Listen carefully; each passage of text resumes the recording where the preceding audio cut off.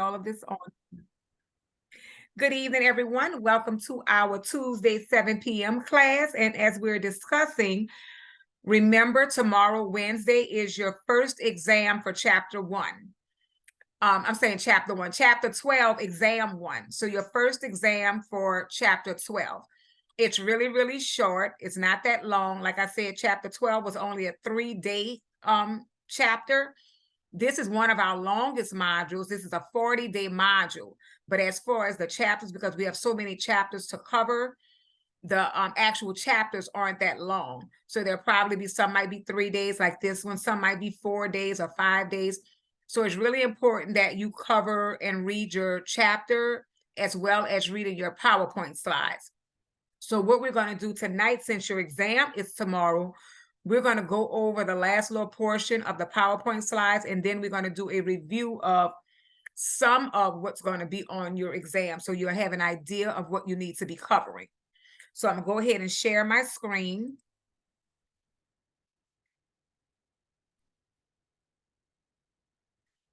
And these are the PowerPoint slides. So we left off last time on moderate conscious sedation. So we're going to start now with, let me go back up. The anesthesia section format. So knowing the different divisions, and remember I stated to you all before, make sure that you're reading the gray section underneath that PowerPoint slide, because it breaks down very important information about what it's telling you about anesthesia. So it says the upper leg except knee, and it tells you hip joint, but it says anatomic divisions. It says how are codes organized in the anesthesia section of the CPT. This is on your exam. So when you all get some of these wrong, when I'm telling you what's on your exam, that's letting me know that you're not really paying attention, because a lot of the information that I'm covering, I do put on the exam to help you all out. But if you're not reading and reviewing your Zoom classes, or you're not reading your PowerPoint slides, you miss that important information. And the important information that you have on your exam, most of that information is going to be on your NCCT certification exam. So highlight things if you can, jot down things, go back. And also just remember, the PowerPoint slides breaks it down if you're having difficulty with understanding what's in the book. So it says the first major subsection of anesthesia is based on anatomical site. That's always your first subsection in the anesthesia section. It's based on anatomical site. The second subdivision is based on the type of procedure performed. However, there is an exception to this. The last 4 subsections, this is something we covered on Thursday. The last 4 subsections in anesthesia is radiologic procedures. Just trying to bring this down. It won't go down. Radiologic procedures, this is a code range. So always make sure you know your code ranges. So if radiologic procedures is 01916 through 01942, 01943, if you're putting that code, then you know it's in the wrong section, because the radiologic procedures only goes up to 01942. So any x-rays, any procedures like that is going to be in this section. So if you're at 4.5 or 4.8, then you know you're in the wrong section. So it's very important to know what subsections that you're in. Burn excisions or debridement is in 01951, a very short section, to 01953. So you only have 2 sections, basically 2 little code sections for excisions or debridement. So anything outside of that, then you know that you're coding wrong. Obstetrical, 01958 to 01969. So in other procedures, 01990 to 01999. So when you're going past that, then for that particular subsection, you know you're in the wrong category.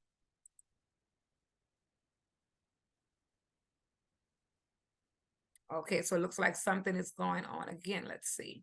There we go. wouldn't let me go down. So on here, and it says, these 4 sections are not organized by anatomical division. That's the only 4 sections that's not organized by anatomical positions. So what do they mean by anatomical positions? Can anybody tell me? What's anatomical positions? What do they mean by anatomical positions? The location on your body. Correct. Thank you, Jerry. Very, very good. The location of your body. Anything anatomical is the location on your body. So those are the 4 sections that's not. So radiologic procedures, burn excisions or debridement, obstetrical, and other procedures, those are not anatomical. So those are the subsections. So make sure you know those code ranges. Next, anesthesia formula, B plus T plus M. Base units plus time units plus modifying units. And it tells you here, the CPT codes for anesthesia services include preoperative, intraoperative, and postoperative care. Anesthesia services are billed according to a standard formula for payment that is generally accepted throughout the United States. So this formula, what they use here, is basically accepted everywhere throughout the United States. The formula is base units plus time units plus modifying units times the conversion factor. How does this formula reflect the services provided by the anesthesiologist? This formula reflects the basic service provided, the amount of time spent, and that's why you always have to calculate that time. If it's saying if it's 15 minutes, 20 minutes, 30 minutes, and any special circumstances that alter the standard treatment expected for the service delivered. So if that procedure was only supposed to take 30 minutes and it goes into 45 minutes or an hour, then that is a special standard treatment. And it says then you would bill for that extended service. These are the key elements that will determine the value of the anesthesiologist's presence during the procedure. B is for base unit. And you're going to have this on your exam, published in RVG, which means Relative Value Guide by ASA. What does RVG stand for? Relative Value Guide. National unit values for anesthesia services based on complexity, based on unit value. So it tells you here. And so they give you the questions and they answer them for you underneath the PowerPoint slide. What does ASA stand for? The American Society of Anesthesiology. The Relative Value Guide, RVG, contains codes for anesthesia services, most of which are included in the anesthesia section of the CPT. The purpose of the RVG is to compare the complexity of various anesthesia services so that the relative value of each service when compared with all services may be assigned. The basic unit value for a service is the RVG value. So it tells you again, how will the basic unit be assigned when multiple surgical procedures are performed together? It will be based on the value assigned to the most, and it says the most complex procedure performed. In this case, the services delivered will be matched to the more complex surgical procedures. So when you're billing for procedures like this, it's the most complex procedure that is based on for complexity. Relative Value Guide lists all CPT anesthesia codes, italicized comments added to ASA RVG. So they say codes not currently in the CPT will ordinarily be added with the next revision. So every year they're updating codes. So they have codes, you know, like we have now, this new virus that's with COVID. So that's going to be a new code that's going to be added to the CPT codes. So every time a new code or something comes up, when they do the revisions annual for updates in the manuals, you'll have new revised codes. It says, while will the RVG includes codes not yet in the CPT? As advances are made in medical practice, it is necessary to account for new procedures that come into use. Because the RVG is updated to reflect these, it will likely come out of alignment with the CPT from time to time. This is preferable to delaying notations of these services, in that doing so would render the formula obsolete in some instances because it would lack needed information. So every year, like some codes, like right now, they don't really have a code for the new virus that's coming out, the new COVID virus. So they're using the code that they already have, and then they're putting in documentation. So they're still working on codes and then new revisions for the next annual update for the manuals.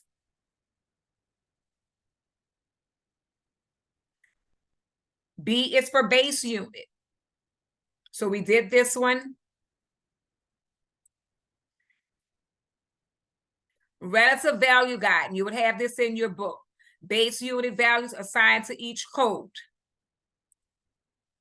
And it's telling you, relative value guide, anesthesia services paid on set amount per unit, conversion factor. Example, Medicare unit value. North Carolina in 2020 was $21.63. The list varied with geographic location because the cost of practicing medicine varies from one region to another. So in your figure in your book 1213, it says, for an example of a third party's payer anesthesia conversion factor. So each state, medical guides and different pharmacies, different physicians charge different fees for their services. T is for time. Patient record indicates time. Example, 15 minutes, 30 minutes, 60 minutes. So often in most places, 15 minutes equals 1 unit. 60 minutes equals 4 units. So if you say 15, 30, 45, 60, that's 4 units. So usually, sometimes it's different, depends on how the conversion rate for that office. But often it says 15 minutes, every 15 minutes equals 1 unit.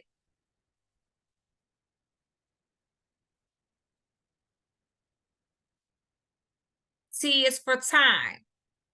Anesthesiologist begins to manage patient in the operating room. That's the pre-op.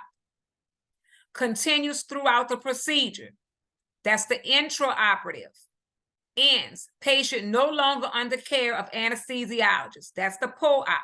So remember, when it begins, he begins in the operating room. That's pre-op. When he's going throughout the procedure, administering the anesthesia, that's intra-op, intraoperative. At the end, patient no longer under the care of an anesthesiologist, that's post-operative. So example, anesthesia time started at 9 a.m. and the patient discharged to PACU at 1:30 p.m. would be 270 minutes. PACU equal post-anesthesia care unit. And it says, why does this time include periods when the patient is not under anesthesia? Time reflects the anesthesiologist's services, including time spent before preparation, during preparation, and after surgery. M is for modifying unit. Physical condition indicated by physical status modifier. So here comes the modifiers for anesthesiology. P1 through P6 is in the anesthesia guidelines. So you'll find these modifiers in your anesthesia guidelines. Risk factor and not reported for Medicare.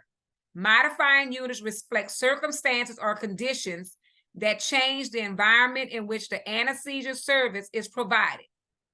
Physical status modifiers are an indicator of the level of complexity of the services required to treat that patient. Why are physical status modifiers necessary? Patients who have chronic illnesses or other conditions that affect their general health over and above the impact of the condition that led to surgery will require additional care and oversight by the anesthesiologist during surgery. Modifiers reflect the added service requirements of these patients and ensure that compensation does as well. So if it's something past the procedure that, like I said, chronic or something else goes on, then you have to add modifiers so that you can show that it went beyond the usual care, the usual time frame, the usual time limits. So that's when you would apply your modifiers. So here we go. This is important to know because this is how you get those modifiers. Physical status modifiers, P1 through P6. P1 would be normal, healthy. P2, mild systemic disease. P3, severe systemic disease. P4, severe systemic disease and in constant threat to life. P5, not expected to survive without operation. And P6, brain dead. The physical status modifiers begin with the letter P. That's for physical status. So if it's a physical status, it begins with the letter P. And it's followed by a single digit. Why are the relative values for P1 and P2 both 0? P1 is used for a normal, healthy patient. Services for this patient are already reflected in the B plus T of the reimbursement formula. It is based on the treatment of this type of patient. Although the patient classed as P2 has some systemic disease, it is not significant enough to have an effect on the nature of the treatment the patient will receive from the anesthesiologist.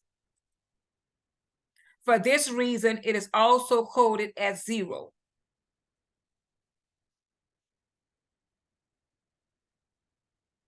Physical status modifiers, payment differential based on some physical status ratings.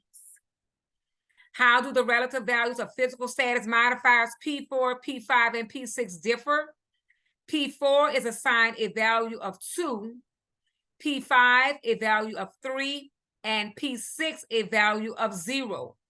Recall that a patient with a P3 status has a severe systemic disease, but it is not life-threatening. It is assigned a value of 1. P3, P4, and P5 are steps on a scale that describes the impact of patient conditions on anesthesia services. P6 is assigned a value of 0 because the patient is clinically dead and cannot benefit from extraordinary services. So all of this will be documented in your medical record. So that's why it is so important for you to make sure that you read in its entirety and understand what is documented in the medical record. Another modifying unit, qualifying circumstances. That's 99-100 through 99-140. In anesthesia guidelines, also in the medicine section, and is not reported for Medicare. Qualifying services codes are CPT codes that begin with the digits 99. These are treated as add-on codes and must accompany the anesthesia procedure code. They may not stand alone. So qualifying circumstances may not stand alone. Qualifying circumstances include the following. Remember, it must start with 99. Anesthesia for patient of extreme age, younger than 1 year and over 70. Relative value 1. So it tells you here, 99116, anesthesia complicated by utilization of total body hypothermia, and it goes on with it. So if you're coding for anesthesia, most times, all of this will be in the system. So just remember, this is nothing that you're going to have to remember. Oh, P1 is this, P2 is this, P3. If you're working in anesthesia, in that record, in that system, all of this is going to be programmed in. So you have to remember, this information that you're getting is for your national certification exam. This is information that they're testing you on But most times you're not going to even need or do half of this stuff that you're learning, but you have to know it for the certification exam. Once you get into that field, whatever department you go in, if you're going into outpatient, inpatient, all of this stuff is basically is going to be in the system. You're going to have to know how to read the medical record to know what to pick out of. But the P1, P2, and all of that stuff, it's going to already be in the computer system on what you would have to arrange. You're going to have to know, okay, well, if he's not coding correctly, and then you would bring that to the supervisor, you would go and talk to that physician or whoever is over that to let them know, okay, well, when reading in this medical chart, I found this, or I saw this, that would need to be coded more accurately.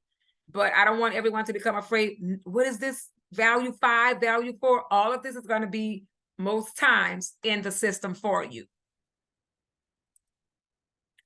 Qualifying circumstances, code, and relative value. This is in your book, listed in addition to primary anesthesia codes. Summation of formula. Base units from RVG based on CPT codes. Time units, you will have to know that when you're doing your times. Often 15 minutes equals 1 unit.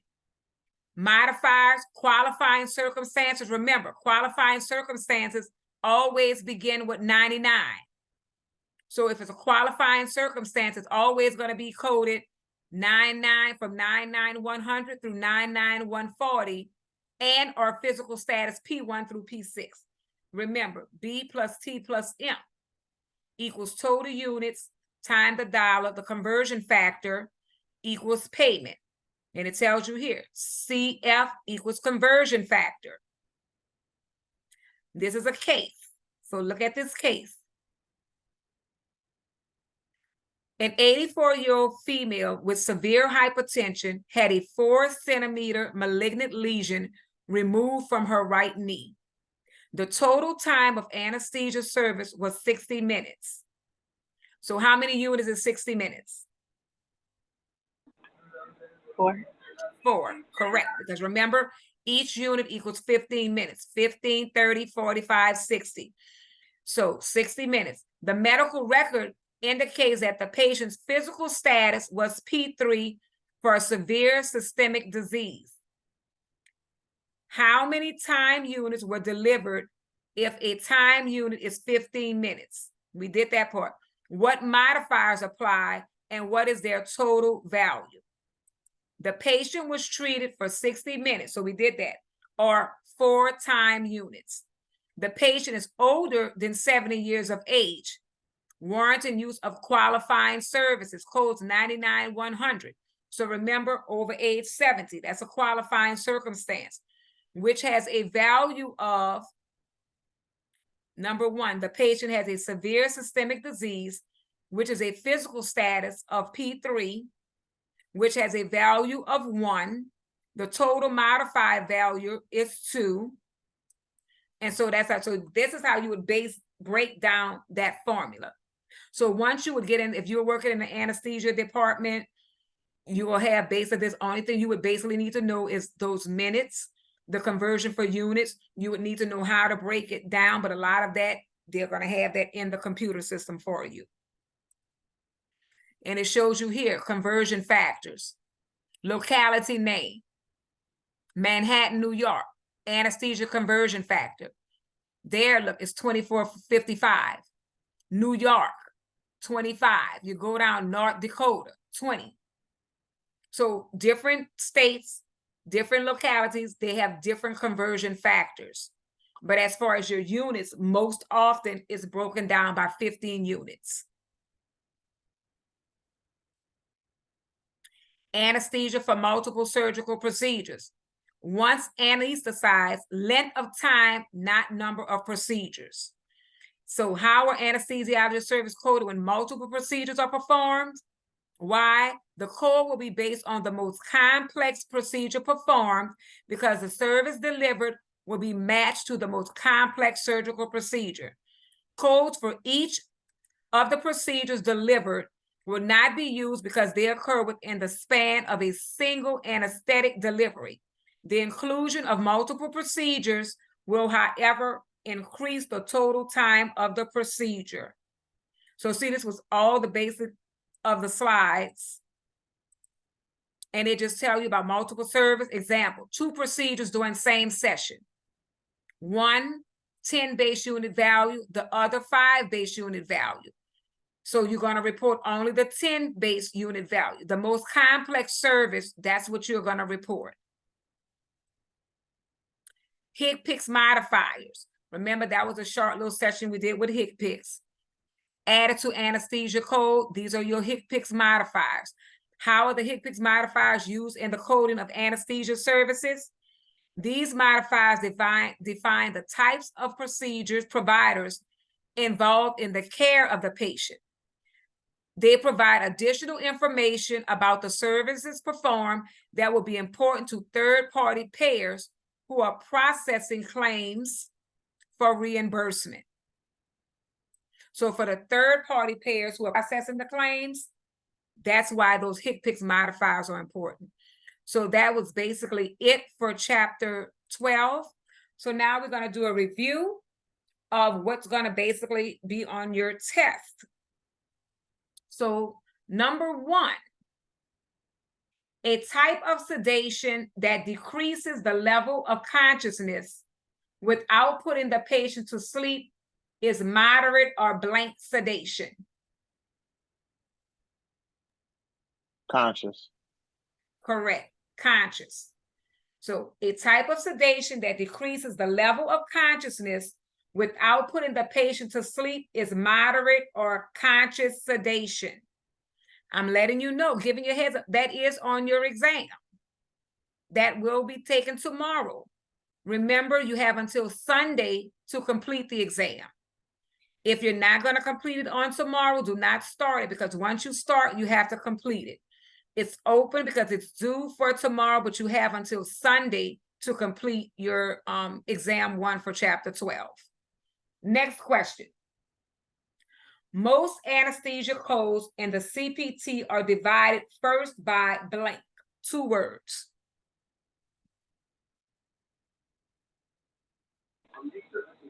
Anatomic site? Correct. Anatomic site. Most anesthesia codes in the CPT are divided first by anatomic site. Next, when the formula for calculating payment for anesthesia services is used, the dollar value of each unit is referred to as the blank, 2 words. We just covered that. The conversion factor. Correct, the conversion factor. So when the formula for calculating payment for anesthesia services is used, the dollar value of each unit is referred to as the conversion factor. Next, the blank, 3 words, compares the anesthesia services and assigns numerical values for each service based on relative complexity. The blank, 3 words, compares the anesthesia services and assigns numerical value to each service based on relative complexity. Physical status modifiers. Not the physical status modifiers. The relative value guide. Right, the relative value guide. The relative value guide compares the anesthesia services and assigns numerical values to each service based on relative complexity. Next, the patient's condition at the time when anesthesia was administered is indicated by the blank, 3 words. Tyra, what was the one you said?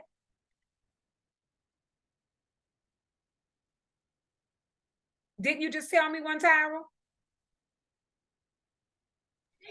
No, ma'am. Oh, that wasn't you. Who was that? And who said that? Antonia? Yes, ma'am. Physical status modifiers. Yes, sorry about that. Yes. So the patient's condition at the time when anesthesia was administered is indicated by the physical status modifier. Next, What is another name for topical anesthesia? A blood patch, B, spinal, C, local, or D, 99397. What is another name for topical anesthesia? Is it local? Local. Correct, local. Next, what is the type of anesthesia that puts a patient in a state of unconsciousness? A, CRNA, B, moderate conscious sedation, C, local, or D, general?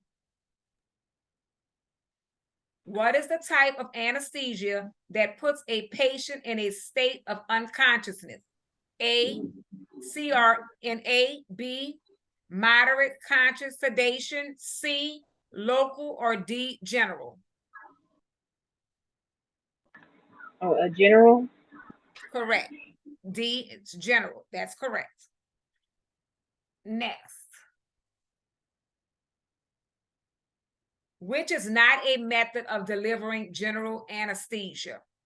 Which is not a method of delivering general anesthesia? A, nerve block, B, inhalation, C, intravenously, or D, none are correct. Is it nerve block? Correct, nerve block. That's correct. Next. What is the name of the physician who specializes in the administration of anesthesia? A, cardiologist, B, anesthesiologist, C, pulmonologist, or D, gastroenterologist? Anesthesiologist. Correct, anesthesiologist. An anesthesiologist only provides the administration of anesthesia. True or false? False. That is false. Correct. Next one.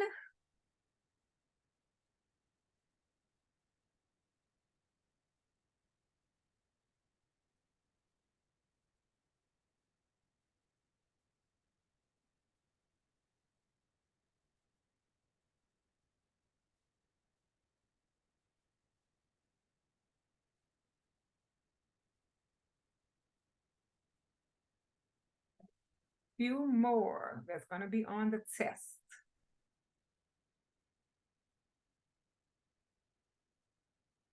So for my new students, the coding you are not responsible for, so you will not be graded on the actual CPT codes. For my seasoned students, you will be graded on the CPT codes.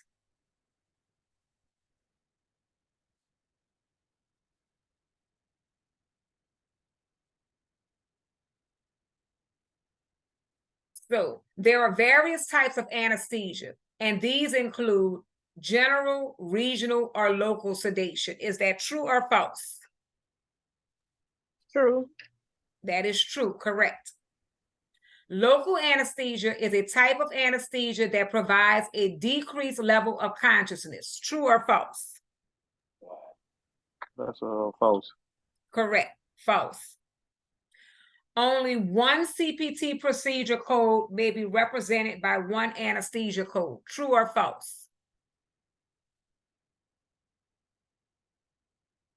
Only one CPT procedure code may be represented by one anesthesia code. True or false?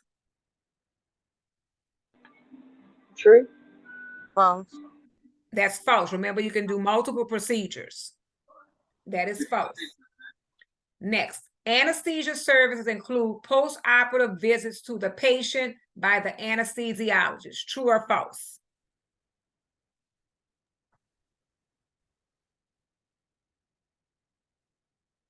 Anesthesia services include post-operative visits to the patient by the anesthesiologist. We just went over that. True. True. That's true. Qualifying anesthesia circumstances or add-on codes are used with the administration of the anesthesia is more difficult. True or false? I'm going to read it again. Qualifying anesthesia circumstances are add-on codes and are used when the administration of the anesthesia is more difficult. True or false? True. That's true. Two more and we'll be done.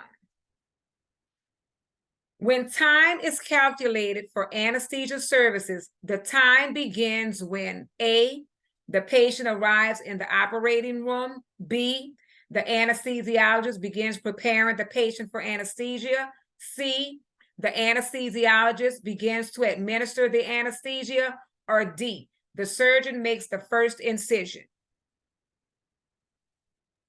Is it B? When the Correct. anesthesiologist starts to manage the patient. Would you say, Jared? B, when the B is correct. anesthesiologist. So yeah, yeah. B is the correct answer. Just to making sure you said that part right.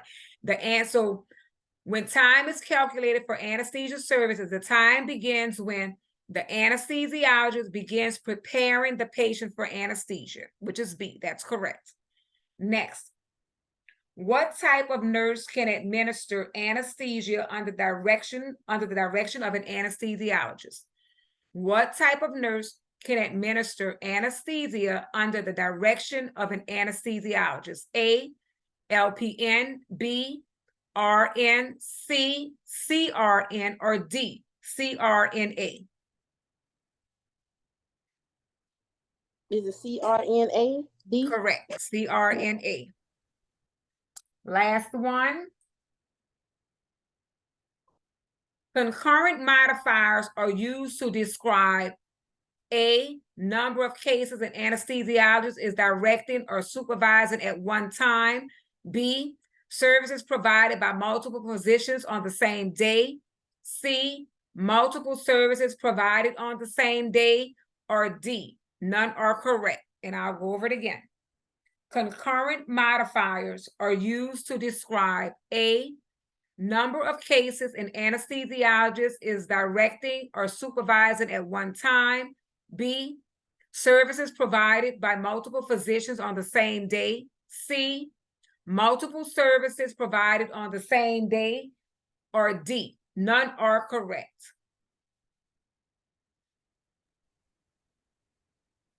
I think it's C. Not C. No. Is it not correct? No. Okay, I think it's B. Say no, B. I No, think it's B. not B.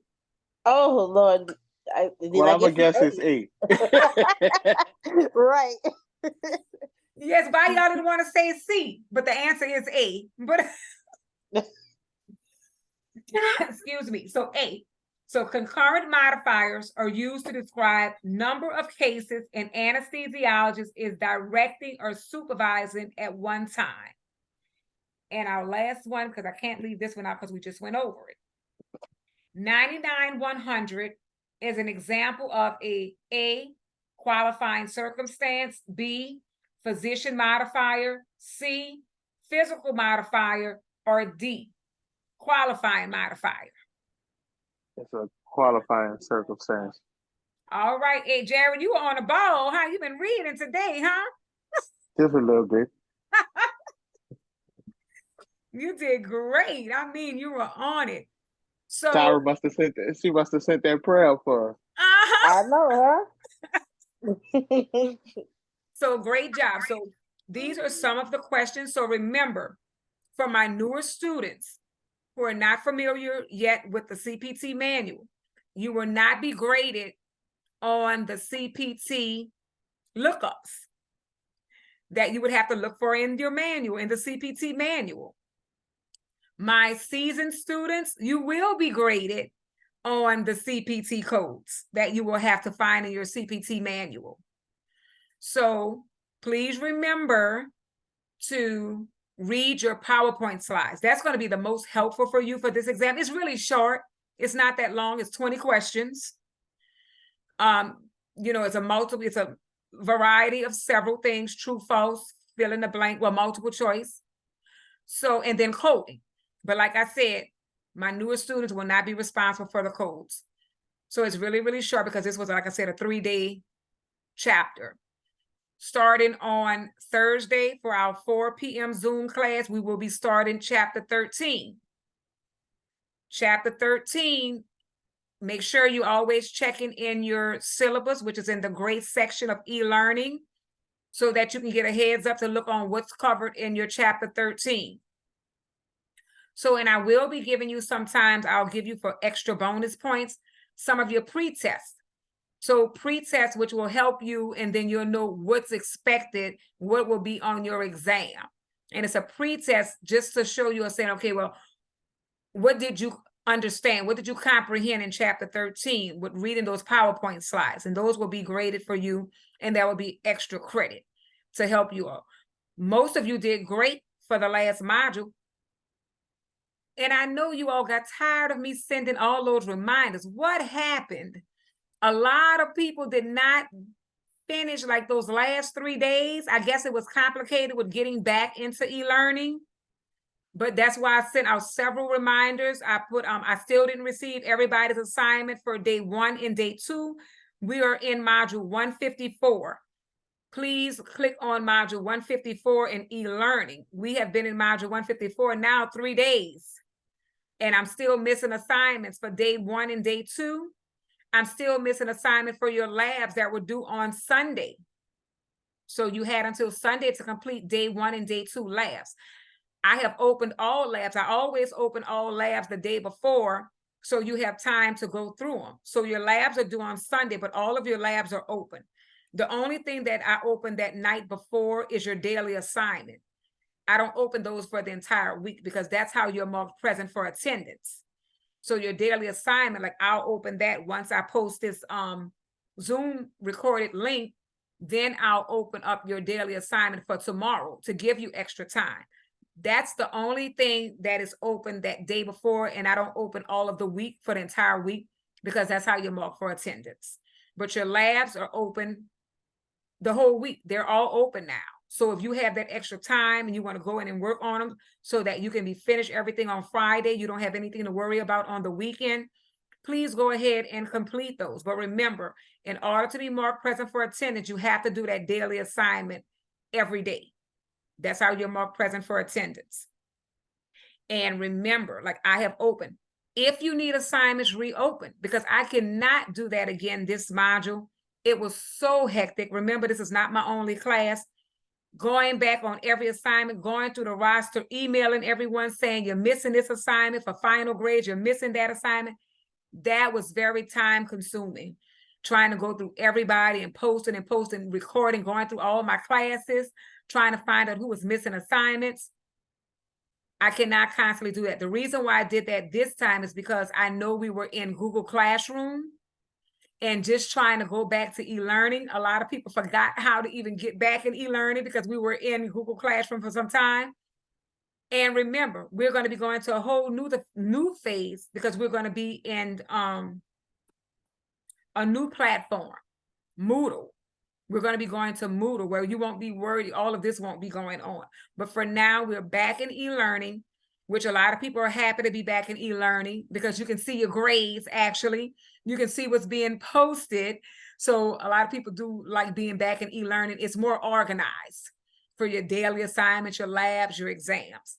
So I will be opening that exam up tonight for those who want to start and get it over with. But remember, if you started tonight, you'll have to complete it. It is open through Sunday. Your labs are open through Sunday. If you need assignments reopened from the Thursday, Friday, or Monday, please email me or text me. Moving forward, I will not be just reopening assignments just because. We have to learn how to communicate. When you get on a job, if you don't know something, you have to communicate. That's the only way you're going to learn. And remember, when you're on a job, if you don't do what's told, they'll keep you for a while, but they will terminate you. So you have to treat this class and your education as it's a job. This is a career. This is not something that you play around with. This is your career, which is a very rewarding career. I mean, medical billing and coding is in great demand. So please take this seriously. If you need assignments reopened, I do not mind reopening assignments. But like I did last time, just going in and reopen and leaving them open for the week. No, you have to communicate. You have to be responsible. We are all adults. You have to be responsible and, inform me if you're in need of assistance. If you need me to reopen assignment, if you don't understand an assignment, contact me. We can do a one-on-one Zoom call, just myself and you. We can do one-on-ones if you're still having difficulty with understanding a lesson. Please don't be bashful. This is your career. So you want to know and understand what you're doing. So any questions or concerns right now? Nobody have any questions? I'm I sorry, I have was a trying to take my question. phone off mute. Yes. As far as the ones that I missed, can I go ahead and send you that message? Yes. I want you to use Okay. communication. Yes. Send me, and like I said, I want you to communicate. If you missed and you had, let me know. Text me, email me, or give me a call, and I will reopen the assignments. Like I said, I don't have a problem with reopening assignments. It's communication. But if no one is saying they need assignments reopening, I'm just going in reopening. No, it doesn't work like that. You have to learn how to communicate. But of course, I will definitely reopen. Okay, thank you. You're Sorry about that. welcome. Yes, And you Tyra. said that Yes, and you Jerry. said that you said the lab was open already, right? Yes, they're open through Sunday. I opened them yesterday. Oh, okay, all right, because I was missing one. Okay, so I'm saying I opened the ones for this coming week. You missed one from Thursday and But Friday. the day 2. Okay, I will reopen it. All right, thank you. Tyra. I guess on my part, I was still doing mine in the email. Because I think I sent you one and told you that it was in in your email. Right. So upload your assignments, and if you can't upload them, post it in a comment section. Okay. Because what happens is, like I said, this is not my only class. And so when I'm going through the assignments and I'm reading, and actually, I do actually read your assignments. So if you see you're not getting 100 and you might have a 90 or 80, that's because I am reading your assignments. And if it's wrong, I'm not going to give you credit if it's not correct. So that's for everybody. So make sure that you're posting the correct assignment. And also when you're posting assignments, like if you can't get it, some people are having difficulty with uploading. Post it in the comment section. And I do look at every assignment and I'll be able to see it in the comment section. What happens when I'm looking at emails, I'm not able to check the emails right then and there because I'm in the grade book and I'm in the assignment looking at all of the assignments. So when you sending me something in an email, it might take a day or two longer for you to actually get a grade because I'm in the classes that I have and I'm looking at the assignments. So, and I do understand some people are having difficulty, but if you're unable, and then if you're able to post in the comments, please do not send it to me in an email because it gets so confusing when I check the assignment and then I'm looking in the email and it's the same assignment that I just checked. So I'm going back and forth. If you're able to upload it, if you're able to post it in a comment, you do not need to send it to me in an email. I am able to see all assignments. Any other questions? Yeah, for today's daily assignment, it's not showing up in my, did we have one for today? Yes, you did. Let me go to it. Let me share. Okay, we're on share. Let's see.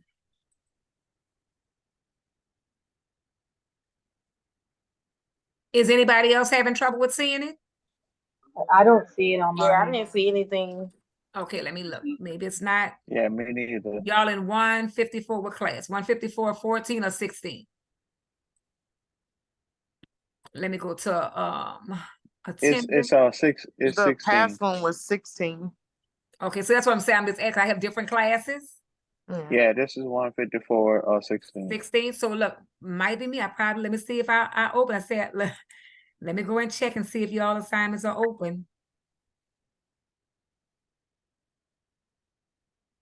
So look at that. It's not open, but all of your labs are open for that. So on here, it's showing it's not, but I have graded. So that's why. Thank you so much.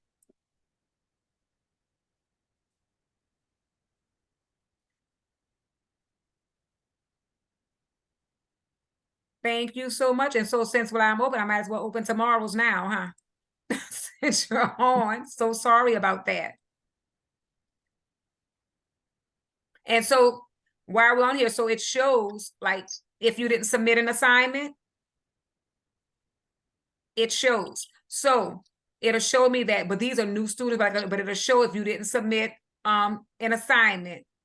That's how I know if you didn't submit an assignment. But then understand, so if you sent it to me in an email, it's still going to show on here that you didn't submit an assignment because it wasn't in the comment section or it wasn't in the actual upload.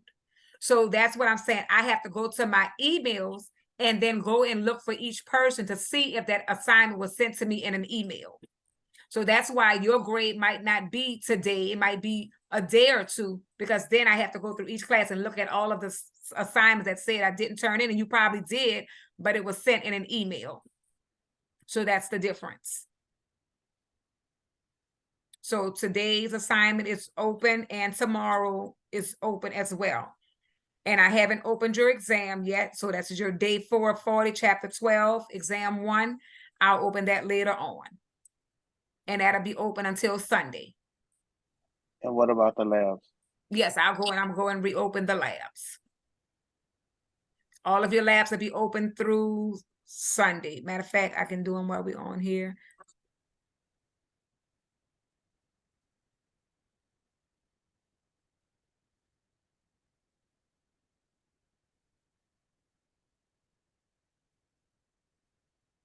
And then the reason why I know, because remember, we didn't have class on Monday.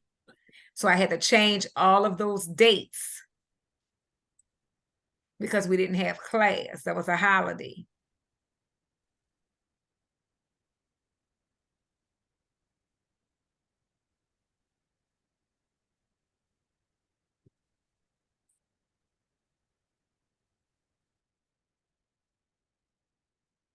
And so you all can see now on how I'm able to see who posted and who didn't send assignments.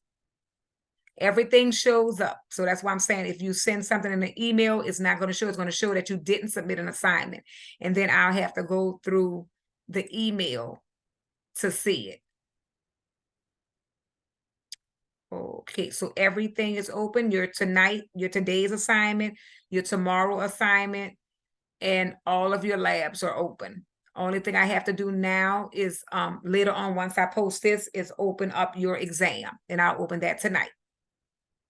Any other questions? But thank you all so much, because guess what? I didn't even see that it wasn't open. The other classes are open. I'm so sorry. So what I'll do for this class, I'll go ahead and give you all until tomorrow morning to submit that daily assignment, because it's almost 8 o'clock now. So let me go in. I'll change this time.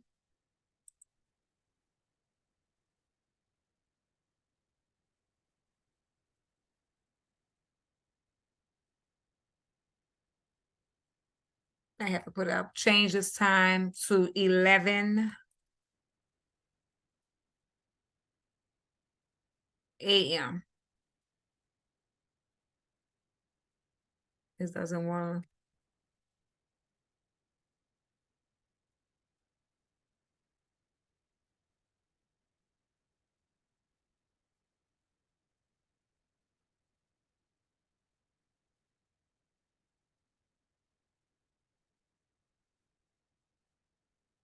So I changed it to tomorrow, 11 a.m. So that's for this class. I'm so sorry. Like I said, communication. You let me know, whatever like that. I mean, it's already 8. So I wouldn't expect if you all didn't see it. I don't know what you all have planned to do, but I mean, that's a 3 hours, really 3.5, almost 4 hours. So you have until 11 a.m. tomorrow to complete this assignment. And you also have, and tomorrow your regular time, 11:55 p.m. Okay. Any other questions? Oh, ma'am. All right, so you all enjoy. Remember, your exam is open. It will be open tonight. It's due tomorrow, but you have until Sunday to take it. And remember, on Thursday, we start chapter 13. Our Zoom class is for 4 o'clock. Please try to be in attendance for that first day. It's going to be some different assignments that's going to be done. You all have them in the module already, but I'm going to be posting some other information for you to become familiar with chapter 13. Make sure you look in your student syllabus. That's in the grade section of e-learning, which is right here. And it tells you what's next in chapter 13. Chapter 13 is basic format for CPT surgery codes. So we're going to be on surgery codes. So review your objectives on what we're going to be covering. If you want to get like a head start, understand the surgery section format. Look in your CPT manual. Look at the surgery section format.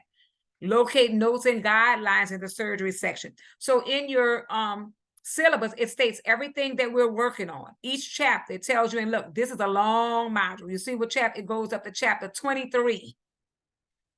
So you know quite a few of the chapters are going to be short. So, and some are long, but this is a 40-day module.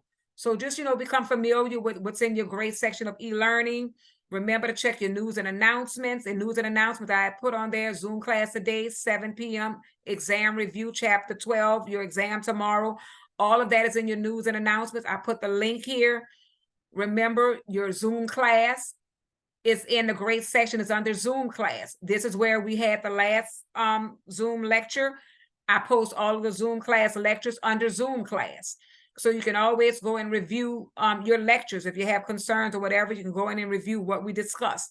Just like when we finish with this and I convert everything over, this will be posted in the Zoom class. So this is the grade section of e-learning, and it's labeled Zoom class. So you would click on Zoom class and you would see your video, your recorded video. So you all enjoy your night. Have a good and safe couple of days, and I will see you all on Thursday for 4 p.m. If you have any other questions, text or email. Jared, you need me to open up day 2. I'm just going to go in and check this class while I'm on here, and I'll reopen anything that was closed. Thank you. All right. See you all Thursday. Bye-bye. Good night, everybody. Good night.